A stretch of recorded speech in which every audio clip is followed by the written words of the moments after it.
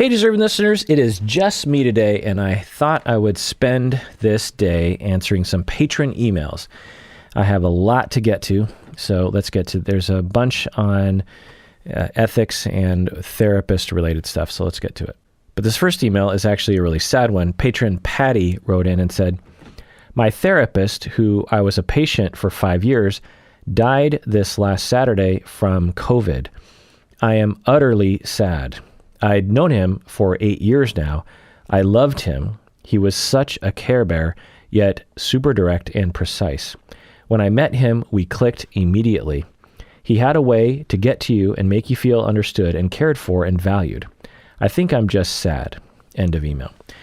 Yeah, Patron Patty, I'm so sorry that you're going through this. Losing anyone that we're close to, including a therapist, is a huge loss. And of course you miss him, and of course you are sad. And I hope that you have the space and the people where you can talk about your feelings when you want to and get support, where you can cry, reminisce, and value your relationship with him. You found a good one, and you stuck with him a long time, and the universe has taken him away from us and you. And that is incredibly sad. To me, it's unfair that the universe is this way. I mean, I guess it is what it is, but I wish that the good ones would live forever and that our relationships would live forever. That's just me. My relationships with my pets, my relationships with my loved ones, my relationships with my mentors and my therapists, I wish would never die, would never end. But they do in these tragic ways sometimes. So I'm really sorry, Patty, that you're going through this. And it alerts us to the real danger and the real fact that people are still dying from COVID-19, and we need to be careful and we need to follow the science. All right, this next email is from patron Joanna from Germany, or Johanna from Germany writes in, "What is your opinion on this article on Psychology Today about self-help and preoccupied people? I would love to hear your opinion on this." Okay, so let's go to the link that she provides. It's called Overcome Anxious Attachment by Becoming Dismissing by Hal Shorey, PhD. Let's evaluate what this article is all about. All right, let's just read the beginning here. "It is common for me to hear someone with a preoccupied attachment style painfully recount an experience of interpersonal conflict, being rejected or shunned, or ruminating over what other people think of them." Okay, just chiming in here. Okay, yeah, I'm with you so far. Hal Shorey, PhD, going on here. "They are struggling for a way to fix the situation and calm their minds. But the more they think about it and search for a solution, the more emotionally activated they become." Just chiming in here. Well, you know, this little passage sounds a little fishy to me. They're struggling for a way to fix the situation, calm their minds. Okay. But the more they think about it and search for a solution, the more emotionally activated they become. I don't know if that makes a lot of sense to me. People who are searching for a solution, if they're in a good therapeutic relationship, they tend to not become more activated. They actually tend to be soothed. But anyway, going on with the article. "Sometimes the solution is the opposite of what the person thinks is called for. My reply is often, 'What would a dismissing person do?'" Okay, just chiming in here. It sounds like, and again, it says it in the title, that the author is saying, as a therapist, when I have a preoccupied person and they're really struggling with rejection and preoccupation with attachment insecurity, that he will say to the client, "Well, what would a dismissing person do?" Okay, you know, I could see that working maybe for some, but it's an oversimplification. And of course, a better question to ask is, what would a secure person do? But this implies that preoccupied attachment or any insecure attachment is under the person's control. And it's potentially victim blaming. You know, someone comes in with borderline and you're just like, what would someone without borderline do?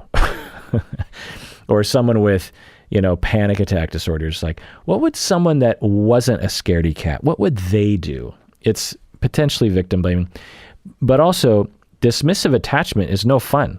And this is potentially just looking at his picture, he looks like a white male. This is potentially a white male perspective.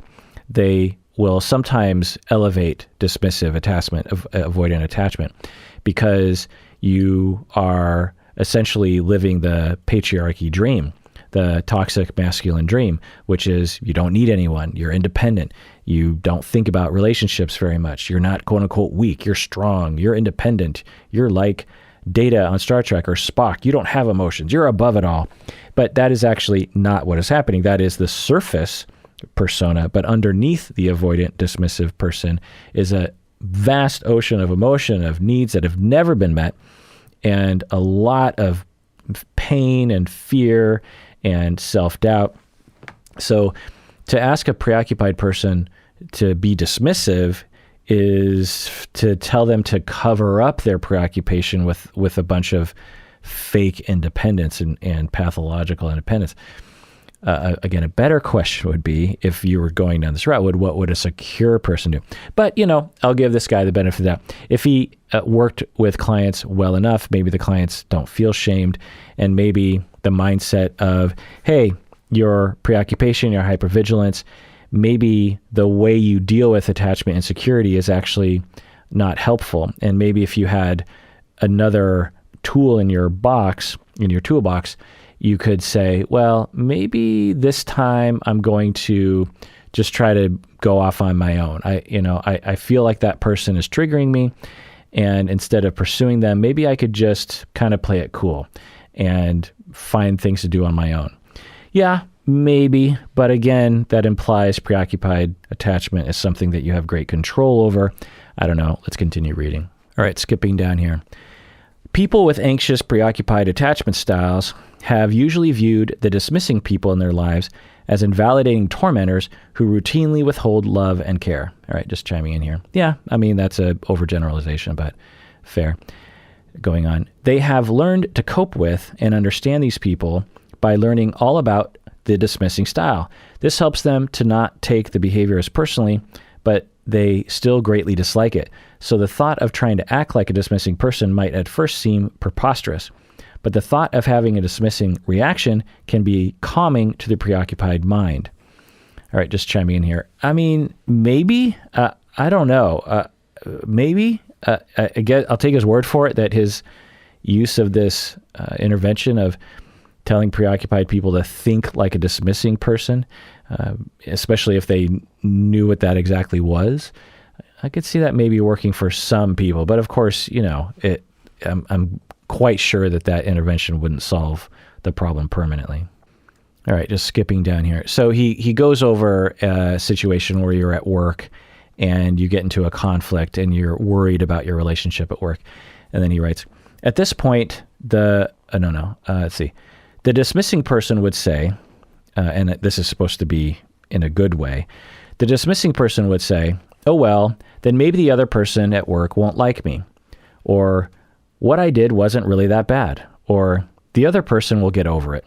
Or it's only a job. Or it really doesn't matter. Or I already apologized, so it's over. There's nothing else to be done. All right, just chiming in here. So yeah, if this is what you're trying to help people to be more flexible and differentiated, the preoccupied person, then this could potentially help.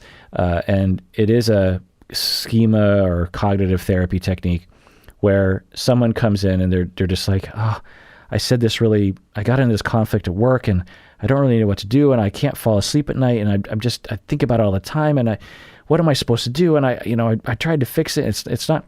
And sometimes, if the person's preoccupied, it might help for the therapist to say, well, what if you just tried on this other perspective that it doesn't really matter that other people don't like you.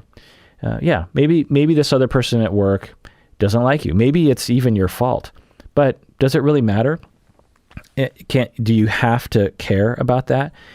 Maybe the dismissing person, like your spouse who's dismissive, would just move on with their life because that's their general policy. It's just like, well, I don't care what other people think of me.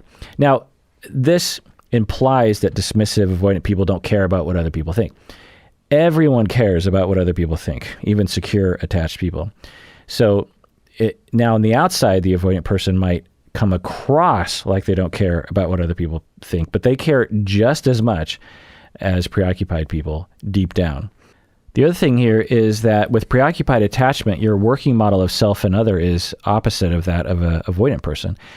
The preoccupied person typically has a bad self model and a good other model, meaning they see other people as good and they see themselves as bad. Avoidant people tend to see other people as bad and themselves as good. So just asking a preoccupied person to flip-flop their working models would be hard to do, to say the least. Now, I should say that research does show that avoidant people can deal with interpersonal conflicts in a more functional way, in a way that doesn't cause as many symptoms for themselves. Avoidant people, on average, seemingly can cope with things a little better because they rely on the self more often and will push away from other people.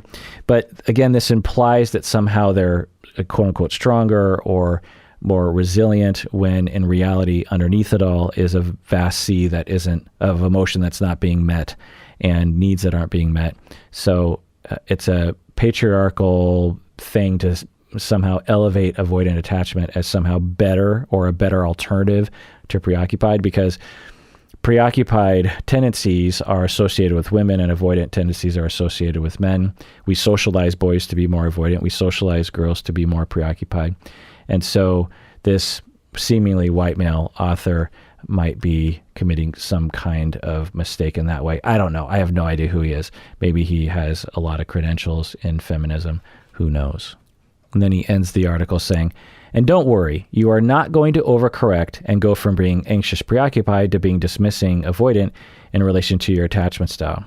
But some theorists, including me, believe that the way for a preoccupied person to move toward a secure style is to go through being dismissing. Try it for a night, put on your dismissing cloak, and see if you feel better." End of article. Yeah, I don't know if that is inaccurate.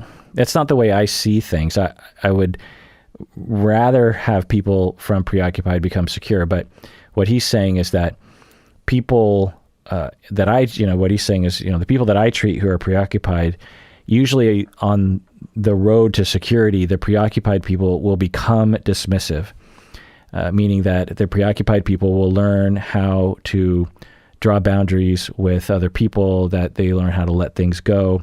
They learn how to become pathologically independent on their road to becoming, secure attachment. I don't know. Maybe for this guy, this is what he's seen. I haven't seen that though. But now the one statement he says is, you're not going to overcorrect by actually becoming dismissive. And that is true. And I've actually done that with a lot of clients before, like not with this dimension, but I'll have a client that is a people pleaser, and we are working on them being more assertive and asserting their needs and having boundaries. And inevitably, what the people pleaser will say once they start to take action in their life is they will come in and they'll say to me, "I feel like I'm being mean to other people. I feel like I'm being really mean." And usually what I will find is in their narrative, they are not being mean. If we had a scale from 1 to 10, with 10 being mean and 1 being a people pleaser, and what you're trying to get to is a 5, you're trying to be assertive, you're trying to be in the middle. So again, 1 is a people pleaser, 5 is assertive and healthy, and 10 is being mean. Usually when I have a people pleaser in therapy, and as they become more assertive, they go from, say, a 1 to a 3, and they interpret that as they are being a 10. So they're not even fully assertive yet. They're still very much a people pleaser, but they're not as a people pleaser as they were before, and they will interpret that shift as, I am now a mean person. And so I always go over that with them, and I will frequently even point out, you are not the first client to say this. And I lay out you are still extremely nice and probably too nice to other people. Let me tell you what I would do. I would like to think I'm like a 5 or a 6 or something. I'm probably leaning towards mean myself because I'm not a people pleaser. Let me tell you what I would do if I were in your shoes. And, because a lot of times people pleasers will be able to, say a client who's a people pleaser tells me a situation at work. And they're like, well, I just feel like I'm being mean if I push back. And then I say, okay, well, let's say I was going, I'm Kirk. So I say, hey, client, let's say I was going through that situation and I decided to say the following, and I role play some assertive act that's like a 5. The client inevitably will say, and then I ask the client, what do you think? Am I fair to say that? The client will say, yeah, you're totally fair to say that, because the people-pleasing individuals can usually identify healthy assertiveness in other people, but they can't identify it in themselves because they don't think they deserve it. They think other people deserve it, but they don't think they deserve it. And so when I say, if I did this, is that okay? And they're like, yes, that's okay. Then I will say, then why is it not okay for you to do that? Why is it unfair against other people for you to be assertive in the same way that I was? And that's kind of a mind screw for them. And, it's not the end of the therapy, but it does demonstrate this distortion that they have. All right, this next email is from listener Destiny from California. She writes, is my new therapist legal or ethical? I recently started seeing a new therapist that my significant other has seen for 10 years. In my first solo session, the therapist told me that my boyfriend is a narcissist, he lies constantly, and that I need to protect myself from him. I'm not sure what to think about this therapist because of confidentiality. Should I trust her? End of email. Right. So you go to a therapist. It's the same therapist that your boyfriend is seeing, and your therapist tells you that your boyfriend is, quote unquote, a narcissist, lies constantly, and that you need to protect yourself. So if I understand the situation right, which I obviously can't know for sure, then yes, this is a massive ethical violation. He is entitled to confidentiality, and for her to talk about him at all is a breach of that ethical code. Now, there's ethical codes can be, there is some flexibility there. There's a possibility that she thought that she was saving you from great harm. In those situations, you can make an argument of breaking confidentiality, but I'm not hearing that is the case, but it could be. So it's not necessarily unjustified. So we'd have to talk with her. But if this is an ethical violation, which it sounds like it is, this happens sometimes, sadly. We've talked about it before on the podcast. There are therapists out there that just don't care or don't know about the ethical codes and will act unprofessionally. One of the reasons, this is one of the reasons why we should be careful when seeing couples in individual therapy. Someone calls me up and they say, I would like to hire you as my therapist. And I'll be like, okay, how'd you find out about me? And they're like, oh, well, you're seeing my boyfriend. Then usually I will refer them somewhere else. But if I take them on, then I really have to be sure that something like this wouldn't happen, right? Like the therapist. So let's just live in a world where the therapist is like, I've been seeing this client for 10 years. I believe he is a menace to society. He lies all the time. He's lying to his current girlfriend. And then the girlfriend calls me up and says, I would like to hire you as my therapist. Well, I would think on one hand, I might be like, well, it might be good for me to treat her because I feel bad for her and I actually could help her. And maybe even tell her, look, you got to watch out for this guy. Now, I wouldn't go that far with it. But on the other hand, I would think, well, I know too much about him, and it's really going to skew my treatment of her because I have too much countertransference against this client, this male client. I really do not like him and his personality. And when she talks about him, I'm going to be biased. and it's not going to be easy for me to navigate that. So I need to refer this person to somewhere else. It's not hard to do that. You just say, no, sorry, ethically speaking, I can't treat you. I'm going to refer you somewhere else. Now, you also asked the question, should you trust her? Well, this is hard to say. Again, I don't know the specifics, so I can't really comment on that. But this could be an indication of a general pattern of unethical behavior and a lack of training or lack of competence. I obviously don't know that, but it could be, and you should take that into consideration before continuing with her as your therapist. On the other hand, it might be interesting to have her as a therapist because you will, your therapist will have this inside information on your boyfriend, on your partner, and you're free to, you're not committing any ethical violation or illegal act by seeing a therapist. It would be your therapist that would get in trouble. So, but I don't know. If I'm reading the situation right, I might seek a second opinion. All right, let's take a break, and when we get back, more emails. All right, we're back from the break. So I want to do an OPP for some old patrons. We have S from Bellingham, Washington, just north of Seattle. Thank you for being a patron all the way since January of 2017. So all these people have been patrons of the podcast for the past, 3.5 years, 4 years? We have Jim from Bellingham as well. So wait, we have S and Jim, both from Bellingham. Do you know each other? We have Rosie from Australia. We have Robin, good old Robin, a student of mine, a friend from Seattle. We have Dominica from Calgary. We have Joseph from Texas.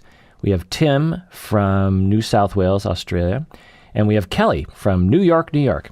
Thank you, S, Jim, Rosie, good old Robin, Dominica, Joseph, Tim, and Kelly for being patrons of the podcast since January 2017, sticking with us this entire time. All right, this next email is from upper tier patron Cody from Salt Lake City. They write, I want to ask what your thoughts are on how to trust therapy after you have been compelled to open your therapy records to others.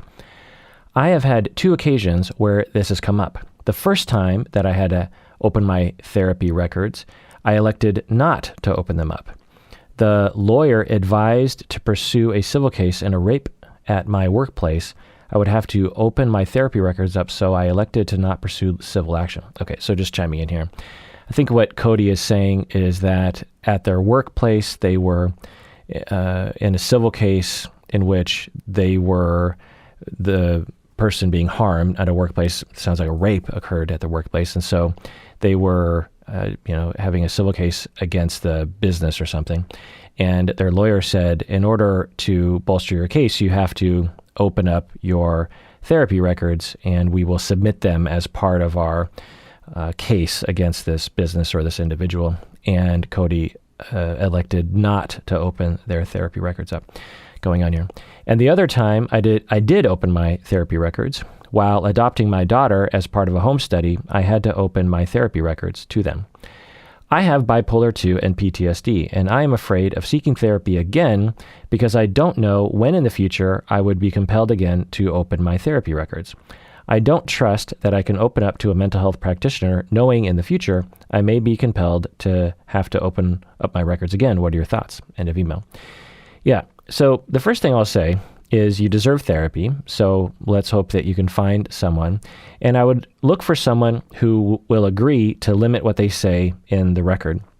Most clinicians are willing to limit what they say. Most clinicians, the common training mantra for novice clinicians is, as you are keeping your notes and you're writing down, your progress notes and treatment plans, imagine your client is looking over one shoulder and a lawyer is looking over the other shoulder, meaning that you should never put anything in the client record that your client would be upset with, unless you are in a situation where you have to put something in the client record, like the client is exhibiting unsafe behavior, suicide, homicide, abuse, this sort of thing. They might not want you to put that in the record, but you need to for various different reasons. One, so that the record is complete, and two, so you can cover your own butt. Because if, for example, a client were to attempt and succeed in killing themselves, you need to show that you did what you were supposed to do. So you need to write stuff down, even if a client doesn't want you to write that down. But unless you're in one of those situations where harm or death or abuse is occurring, then in my experience, most clinicians are totally open to working with a client about what's included. I actually train my trainees to put extremely limited information in the progress notes for this reason, because your progress notes are there for your ability to track progress on the treatment goals. And that does not necessitate specificity in what you discuss in session. For example, a client talks about how they were sexually abused by their father. And in the record, I recommend clinicians say something to the effect of, discussed the client's traumatic history, instead of writing something like, the client told me about this story in which she was sexually abused by her father, who is named such and such and might live at such and such address. These kinds of specifics, clients tend not to want to be in there, because if the file is pulled, there are various different eyes that will be looking at it. And you just never know what is going to upset a client. And of course, as therapists, we don't want to upset clients unless we have to, under safety reasons or ethical or legal reasons. And so now there's lots of different practices. Some people, some supervisors will even require your notes to be very specific. Usually that's because there's some concern about funding, because some auditors will look at agency files and say, these notes look really general. And so we think we're not going to fund your therapy program anymore because it doesn't look like you guys are doing very good work. And so some supervisors will say, you got to put something specific in there. You got to put a quote in there or something.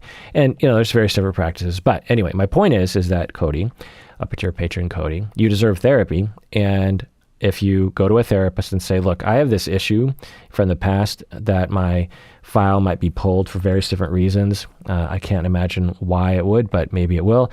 And I just want to be able to trust that you're not going to put a lot of stuff in there that I don't want the courts or other people to look at. And again, most therapists will agree to that. It also, or in my anecdotally, I would say most therapists would agree to that. And then what you do is you periodically look at your file. At any time, by the way, clients out there, you can just pull your file. You can just be like, can I look at my file? Now, most files are very boring.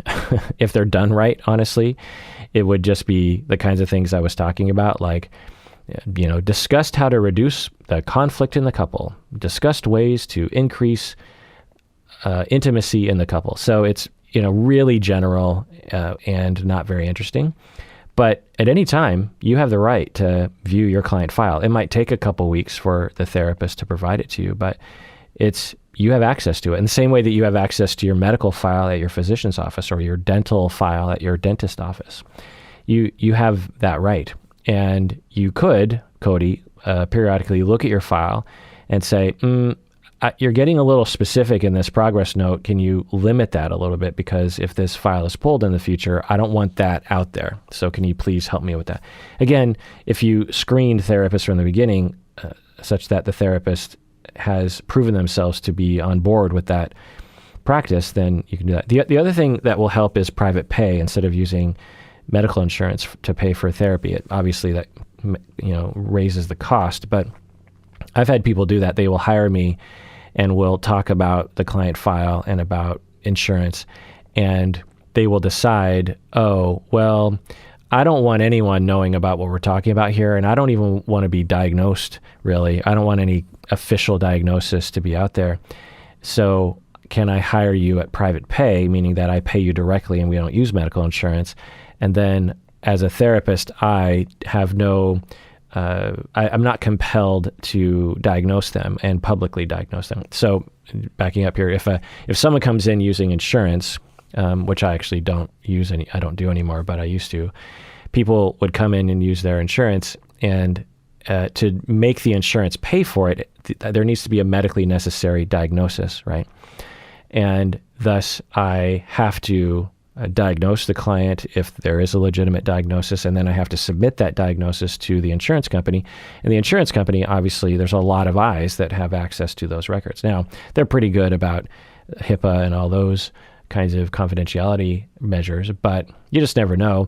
And if the file is pulled at some point, that diagnosis is a matter of permanent record. So if you use private pay, then I, as a therapist, am not compelled to diagnose, at least publicly. I might diagnose in my head. I might diagnose in my psychotherapy notes, which are not pullable, if you will. They're just private notes that I keep with myself. So that's how I answer that question. But Cody, you deserve therapy. So, especially you have bipolar 2 and PTSD, I'd find a therapist. Do it. All right, this next email is from patron Julie from Cali. I'm guessing that is California.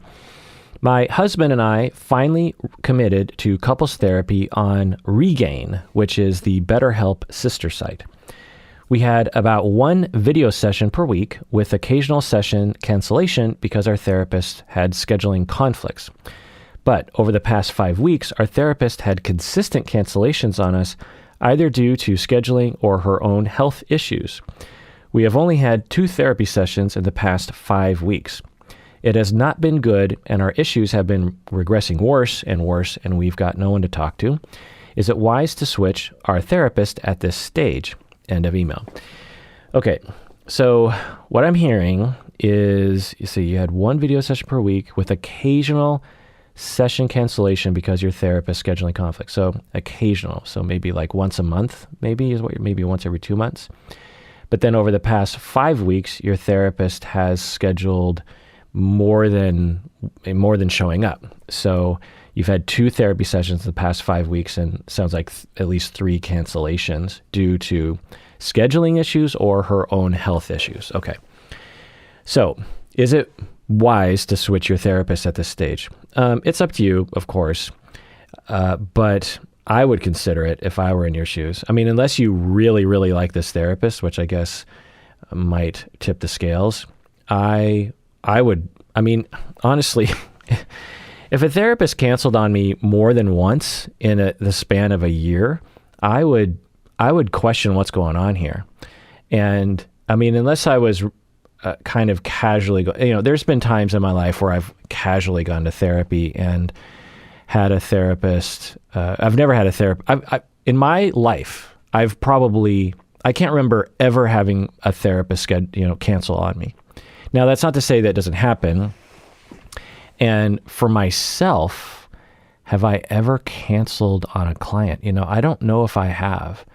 Maybe, I was doing in-home therapy for a while, so maybe there were times when I got caught in traffic or something and I was late. I know that would happen, but I've been a therapist for 25 years. I don't know if I've ever canceled on a client. Now, I have the privilege of being fairly healthy and having a lifestyle that makes it so it's easy for me to do that.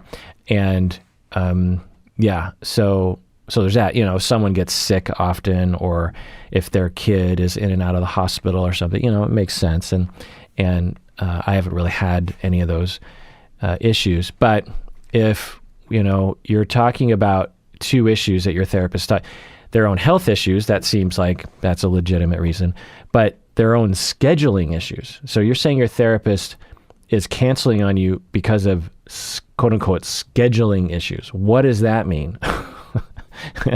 It's like a Seinfeld episode where Seinfeld goes to the front of the line of the rental car and says, place, and says, okay, I'm here to get my car. And they're like, sorry, we don't have a car with you. And Jerry says, but I have a reservation.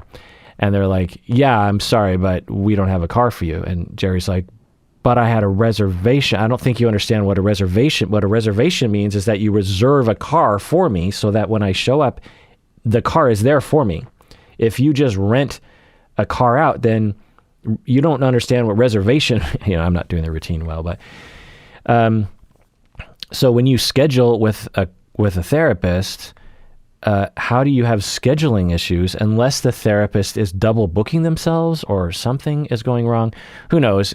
We don't know, obviously. But if I had a therapist that canceled on me for really any even if it was legitimate reasons like their own health issues, especially if my issues were getting worse and worse like yours are, I would definitely consider finding a more consistent therapist. And I might even interview therapists like, do you ever cancel on your clients? Because we're looking for someone that is consistently there. And, Julie, you deserve that, honestly. And maybe this therapist is great, but, you'll hear me rail about this sort of thing. Therapists out there, listen to me. Be consistent. Show up on time. Get your crap together, right? And do not have quote unquote scheduling issues. Now, if you have legitimate health issues, that is totally fine. You might have to maybe scale back your clients. You might have to maybe not take clients. You might have to talk with your clients ahead of time and just be like, look, before you hire me, I have to let you know I have health issues that are going to cause me to cancel on you sometimes. Like I actually supervised someone who was frequently out of town for her other job. And so we worked on this disclosure that she would tell clients before they even came to her office. She would tell them over the phone, by the way, I have another job that pulls me out of town kind of randomly. And that means that there will be times when I can't see you in person, but I will be able to talk with you over the phone or over video conference. Is that okay with you? We don't want to just spring that on someone halfway through treatment, right? So if you're someone who has health issues, then before they come to your office, you have to say, by the way, I have health issues, which causes me to need to cancel my therapy sessions for that day. And I just wanted to make sure you understood that, so you consent to treatment with me with the informed consent process, so that you know that. And some people will be like, yeah, I don't mind. My issues aren't an emergency. And so if you cancel on me, that's fine. But others might say, that is not okay. I need someone that's consistent and I want that consistency. And so, yeah. And then that's me talking to therapists. Clients out there, you deserve to have a therapist who is consistently showing up on time and does not cancel on you. I mean, I'm guessing a lot of you out there as clients have had your therapist who is always on time and never cancels on you. And so maybe something is happening in the world and or I'm just hearing about more of these kinds of things, but it's not okay. Be on time. When you go to the doctor, the physician, you kind of expect, well, my appointment's at 2:00.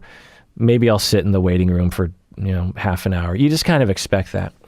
But that's because in the, physician world, you might, as a physician, come into an office and predict the appointment will only be 15 minutes, but then you find as things are, as the symptoms are being reported to you, that the appointment actually is going to require 45 minutes.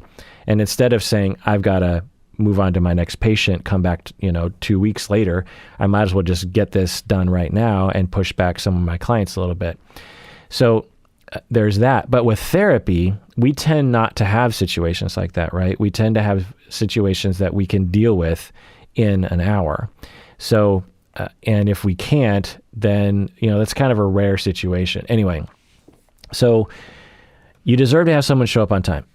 That's my point. I don't know why I have to say that. All right, this next email is from patron Heidi from Oregon. She writes, should I apologize to my adult daughter and son who are both in their 20s? My question came about while listening to you talk about overfunctioners and underfunctioners in one of your reaction videos. I was the overfunctioner in my mom role with my 2 children when they were younger. I wish you could supply me with a time machine so I could go back in time and parent all over again in a different way. I would give more constructive and positive criticism and less negative comments in an overfunctioning way. Your explanation of how to word things to a child made me so sad that I started to cry. I should have parented better, but alas, I did not do so in that healthier way. For some reason, some ingrained style kicked in instead, and I parented in a way that was more negative. Do you think it would be beneficial for me to have this discussion with my 2 adult offspring and maybe apologize? Again, hook me up, doc, from hook me up with Doc from Back to the Future. She writes a little bit more, but just chiming in.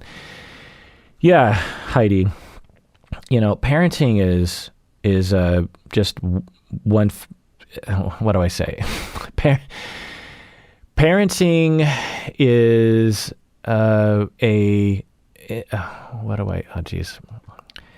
parenting is tough. Parenting has inherent failures baked into it. Every parent looks back and wishes they could have done things differently. At least the good ones do. So that's normal. And every young parent starts off thinking, or at least not every, but most start off thinking, I'm going to do wonderful. I'm going to do so much better than my parents. And then reality sets in for 20 years and you just fall into these patterns. And so it's expected. One of the things that will recommend that people do when they evaluate their parenting is, did you parent better than your parents parented you? Because if you did that, or at least the same, then you're doing good. Because your parents modeled to you a certain way, they attuned to you in a certain way, and they gave you attachment, injuries, and insecurities. And if you manage to parent better than your parents did, then you're doing really great. Because a lot of our parenting practices have to do with the way we were parented, right? Anyway, so Heidi, good for you for looking back and saying, I think I made some mistakes and I want to make up for it. But I really hope that you don't shame yourself. Parents are shamed too much. They shame themselves too much. We have two cultural aspects in the United States that are problematic. Many, many, many aspects, but two that I'll talk about that are related is that there's such a thing as good parenting that is perfect and everything's fine. And the other myth is that there's such a thing as being completely in love with your spouse and never fighting for the rest of your life. These two things are complete myths. No couple doesn't fight. Every couple fights. Every couple has bad months or years. Every parent fails their children frequently. They also succeed often, parents, but it's all a matter of ratio. If you manage to succeed 10 times for every one failure, then you're doing pretty good. But that amounts to millions of failures throughout the time that you are raising your children, right? And a lot of reasons why your children need to go to therapy, right? So you've identified, Heidi, that you overfunctioned for your children and made them perhaps feel incompetent or afraid of the world or something. And you want to make up for it, and your kids are in their 20s. There's a lot you can do, Heidi. Your children are in their 20s. They have a lot of time ahead of them in which you can help them and you can make up for things that happened in the past. You can obviously apologize. And the other thing is learn about overfunctioning, underfunctioning, that dynamic. Learn about dependency and learn about parenting that results in dependency, and just do something different, do something that is more healthy. I don't know if this is your situation, Heidi, but it's possible that you say here that you gave negative comments instead of constructive and positive criticism. Well, kids in their 20s need a lot of constructive criticism and a lot of positive criticism and a lot of help with everything. So especially if they're underfunctioning at this point, right? So believe in them, show them that you believe in them, give them the reins, let them make their own mistakes, ask them if they want your opinion. That's probably the best thing you can do, is respect their boundaries and say, so I have some suggestions for you that are popping up in my head, but I don't want to impose my advice on you. Do you want some advice on this issue? Because you're a grown person and I think you're really smart and I believe in you, and maybe you don't need my help. That kind of approach could, often make up for a lot of things. When people in their 20s and 30s come to me and they are underfunctioning and they did have an invasive negative parent, one of the things that we're working against is that the client will say, Well, I'd love for my mom to apologize and make up for things, but she never will.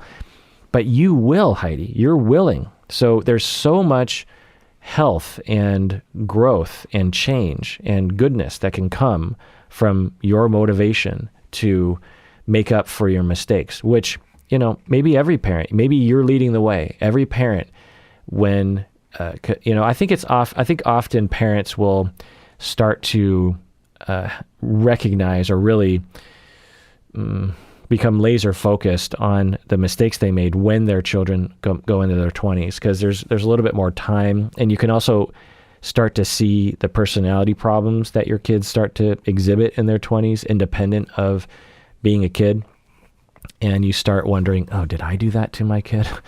And you start to regret things. And so you, Heidi, are strong, you're differentiated, you're mature, you're caring, and point that goodness in the right direction, and there's a lot of good you can do.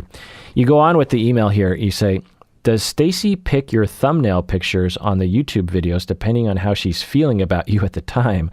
I imagine you must laugh at some of those still shots she chooses. Please tell her thank you. They are not going unnoticed. End of email. Yeah, so she might pick the thumbnail, but just if you don't watch my reaction videos, this isn't going to mean anything to you. But in the beginning, when I started doing reaction videos about a year ago, I would actually go through and find a screenshot to have as the thumbnail picture. And it would take a lot of time. I'd have to find like a good kind of representative shot of me with a facial expression or something. But within a month or so, I just found that was so laborious that I just let YouTube choose, because YouTube, if you don't add a thumbnail, YouTube will just choose a random screenshot of your video. They give you 3 options usually, and so but it'll just default to, and it doesn't. There's no rhyme or reason to it. It just like picks a random screenshot, and so that's what we do now. Now, Stacy might pick from the 3 available YouTube shots, but they're just 3 random frames from a 20-minute video. So when does Stacy pick the thumbnail pictures? Probably not, honestly. She probably just lets YouTube choose, which is kind of funny because a lot of the times the frame that YouTube chooses is pretty funny and interesting.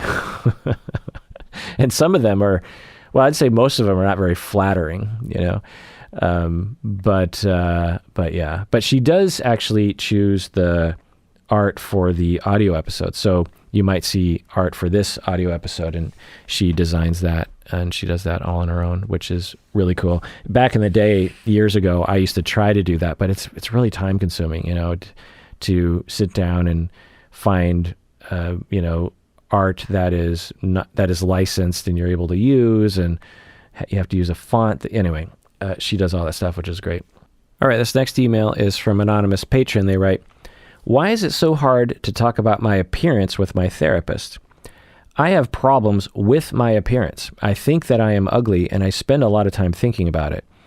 Actually, I'm skipping different social events and avoid meeting people in person because of my complex. I'm talking with my therapist about so many issues and problems, but when I start to hint that I don't like how I look, I feel kind of awkward and ashamed, and I can't talk about it. Maybe I'm afraid that he will say something like, yes, you are ugly, but it's not important. Or maybe I'm trying to avoid the truth. Do you have any tips on how to talk about this topic? End of email. Yeah, so I suspect, I don't know, anonymous patron, but I suspect that if you opened the conversation to a schema around ugliness, and that everyone, you exhibit a common schema that people have with avoidant personality disorder. Listen to that whole deep dive, I'm guessing you have, of defectiveness, meaning that there are people out there that have this general sense, because of the way they were treated, that there's something deeply wrong with them, and that everyone knows. So that's almost always, if not always, a distortion and not true. but the person believes it. It's just they're very, very sure of it. And this is why it's a schema or even a personality disorder, because it's contrary to evidence, right? People will have these notions that, there's just something deeply wrong with me. And then we'll just figure out some quality of ourselves that will justify the way we feel. So let me back up. So some people, when they're young, they are treated in a way that gives them the message that they are worthless because of something about them. They're rejectable, they're abusable because there's something wrong with them. Either they're not smart enough, or they're not big enough, or they're not the right gender, or they're not the right sexual orientation, or something is, there's a message that said, if you were different, if you didn't have that quality, these bad things would not be happening to you.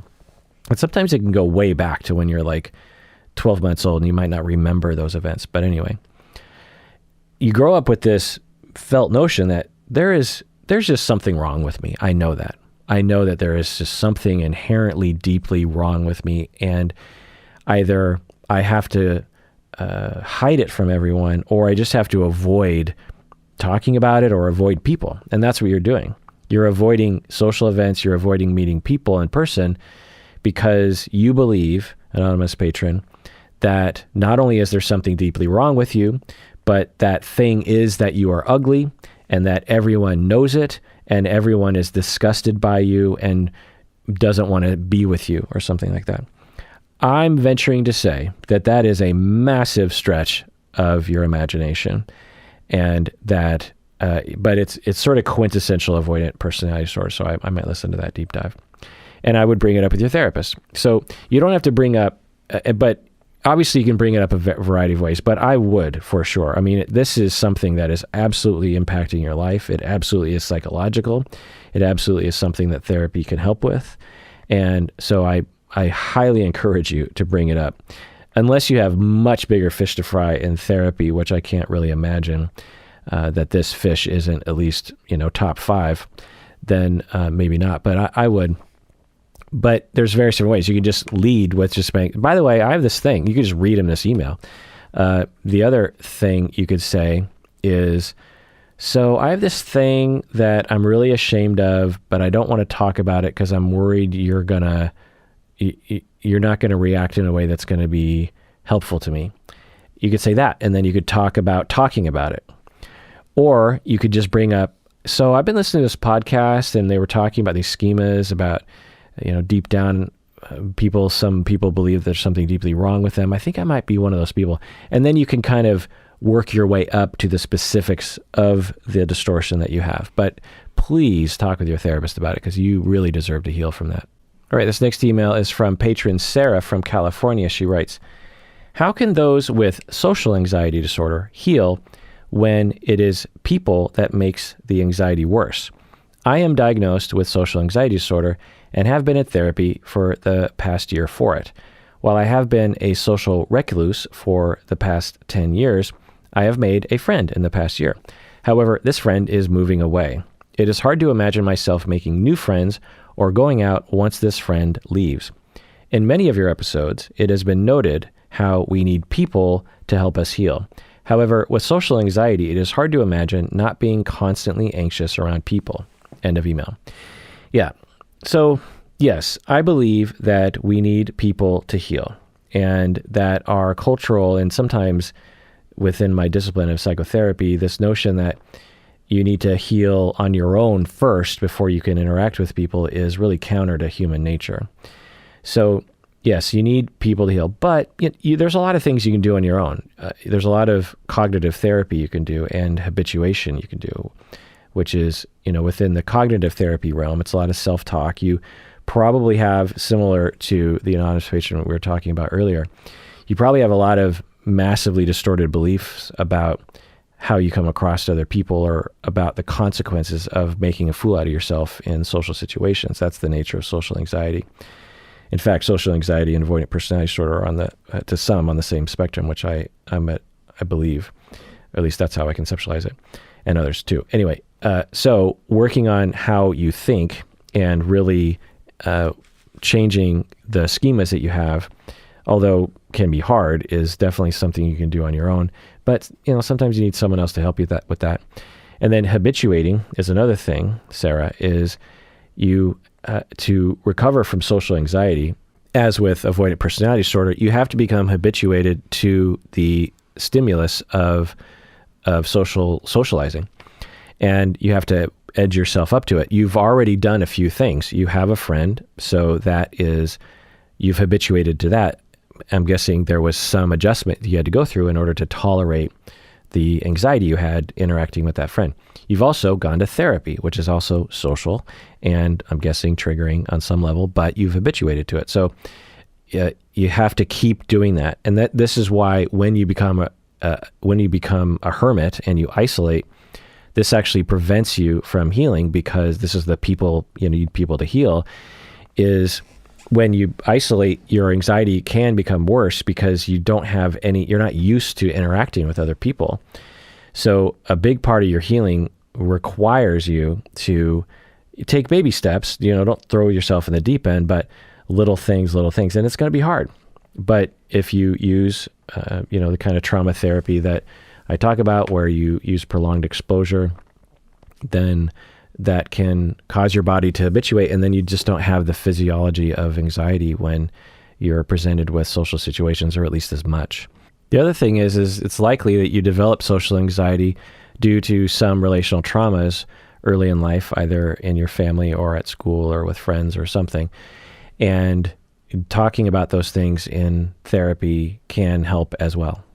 Alrighty. Well, that does it for that episode of Psychology in Seattle. It was fun reading your various topicked emails in this episode. And everyone out there, please take care of yourself, because you deserve it. You really, really do.